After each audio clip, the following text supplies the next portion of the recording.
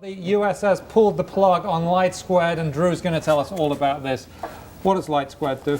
Well, LightSquared is, just rolling back a little bit. Harbinger, this hedge fund run by Falcone, bought a bunch of spectrum with the idea that they would develop a nationwide network. Then the issue then is to get approval and build the network. They got conditional approval a year ago or so to begin rolling out their network, but as they started doing more testing this year, they ran into this problem, which is that it was interfering with GPS receiving devices. And some of those, or a good number of those, were owned by the military. And so you can imagine the fight that started. Yeah, exactly. They don't like that. So the Commerce Department decided yesterday that there is interference and it can't be remedied. And the FCC said, well, that being the case, we're going to, pull the conditional license. It's still up for review. There has to be public comment and a vote, but it looks bad for the hedge fund. And LightSquared is saying we profoundly, I quote, profoundly disagrees. Yeah, they do profoundly disagree, and in part their argument is that it's not that their signal interferes with GPS devices, that GPS devices aren't properly calibrated and listen to their part of the spectrum, and therefore the interference is from the device side.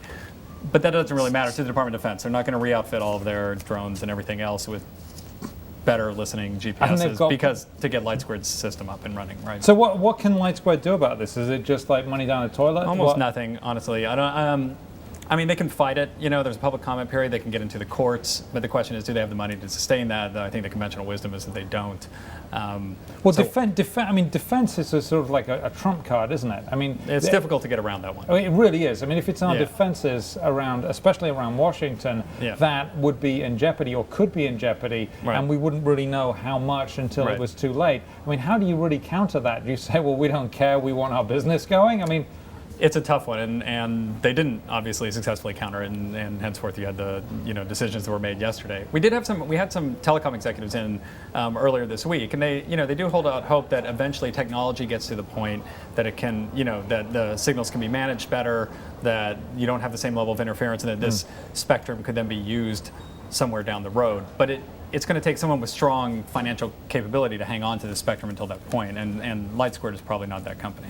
And this spectrum is here all in the US. This isn't something that could move to a country that doesn't have defense. Yeah, exactly. Which it's the right to broadcast over certain airways, right? And this was reserved for satellite communications, which are much lower power. You couldn't move it to the Falkland Islands or whatever. Right, no, it's got to be here, unfortunately. It's not an export business. It's not. It's certainly not an export. No. I feel bad for these guys. I feel bad for the investors. Anyway, great stuff. As always, Drew Dowell, the one and only of the Wall Street Journal.